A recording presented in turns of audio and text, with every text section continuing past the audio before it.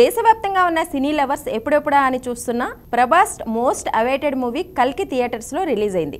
Early morning shows తోనే ఈ సినిమాకు ఆడియన్స్ నుంచి పాజిటివ్ టాక్ వచ్చింది. ఇక ప్రభాస్ ఫ్యాన్స్ అయితే బ్లాక్ బస్టర్ బొమ్మ అని ట్విట్టర్లో ట్రెండ్ చేస్తున్నారు. మరోవైపు టాలీవుడ్ సెలబ్రిటీలు సైతం ఈ సినిమా రిలీజ్ సందర్భంగా మూవీ టీంకు ఆల్ ది బెస్ట్ చెప్తూ సోషల్ మీడియాలో పోస్టులు పెట్టారు.